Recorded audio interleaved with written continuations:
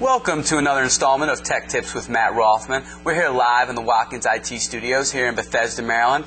Today I have Don Atkins. Don is the controller at Watkins IT. Don, thank you for coming on the program today. In the past, Don, we've discussed ERP solutions. We discussed Microsoft Dynamics. On a daily basis, I know you're inside of our Microsoft Dynamics NAV application. I was hoping you could tell me, you could tell the audience, what exactly are you doing on a daily basis inside of our Dynamics NAV?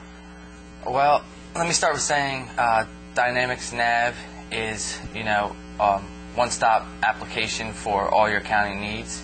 So you're an accountant by trade. Right. You have an accounting background. Right. I have an accounting background with a small bit of technology. We use NAV for, it has all your typical accounting functions. It has an AP module.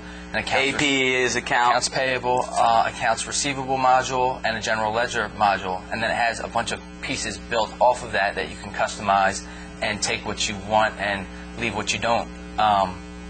We use it for job costing because we're interested in tracking our employees and groups' revenue by project and also having the cost assigned to that so we can evaluate what projects are and aren't profitable.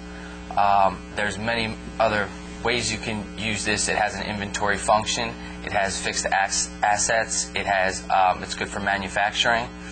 But we just use it in a very basic sense here at Watkins IT. As far as just doing our daily accounting. Daily accounting, very basic things that we use it for. We also integrate it with SharePoint, which we created a custom time application to do our time entry for all of So all of our time entry for our entire staff, our time entry system is built on Microsoft SharePoint technology. Now that is integrated with our Dynamics NAV application. Exactly. We've custom built an application in SharePoint that integrates and makes it so when employees enter their time in SharePoint, it gets thrown over the wall to Microsoft NAV. Okay, so it's that direct integration. So myself or one of the other guys on the team, they do their time.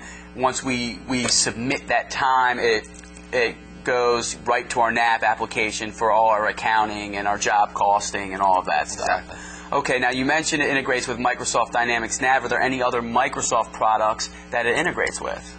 Obviously, it's been built to integrate with Microsoft Excel, Microsoft Word.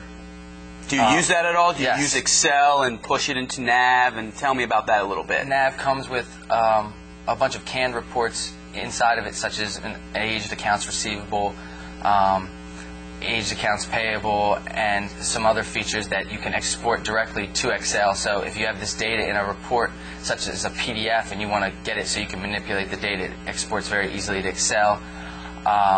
So all those Excel users out there, there's a lot of people out there that do a ton of accounting and calculations inside of Excel. It has that great marriage between Excel and Dynamics NAV. Exactly. Almost anything in the system can be exported out to Excel, and from there you can, if you're familiar with pivot tables, you can create pivot reports and all types of cool reports from the data. Okay, so that financial reporting, a lot of people will create those pivot tables, do a lot of forecasting, reporting in Excel, and right then and there, if you like using Excel, Microsoft Dynamics NAV would be a great fit. Yeah, excellent. Definitely. Okay. Well, hey, Don, thank you very much for coming on the program. I know I learned something about Dynamics NAV. I'm sure the audience did. Before I let you go, I know you spent a lot of time in the Philadelphia area. You're a big Phillies fan. They just clinched the playoffs, yeah. Right? World champs, 2008. Here we go. I know you're a big Eagles fan. So, my question to you, my audience, I'm sure is very interested in hearing this. If I'm in Philly and I want to get the best cheesesteak in Philly, where do I go?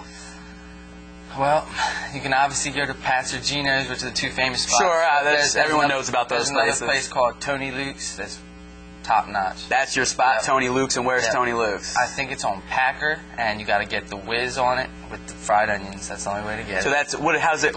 Explain to me the with, without. Explain whiz, with, without. You either like it with or without. You say with. And that's for onions. No, that's for the cheese whiz. For the whiz. No, I'm sorry. It's whiz with, right, with or without onions. Okay. Now, cheese whiz, that's the way they do it in Philly, instead of like a provolone or American. Some people get provolone, but most people in Philly like it with the whiz. So the whiz with is with onions, without whiz without is without onions. Right, and you never get anything like lettuce, tomatoes, No, none of that. anything like that. That's just a waste. Turns it into a salad, yeah. Gotcha. Well, dang, Don, thank you very much. Now everyone knows where to, if you're in Philly, where to get a cheesesteak. Don recommends Tony Luke's. Whiz, with or without, depends your preference there. But also, Don, thank you for educating me and the audience on Microsoft Dynamics NAV. Hope to have you on the program again. And once again, this is Matt Rothman with Tech Tips.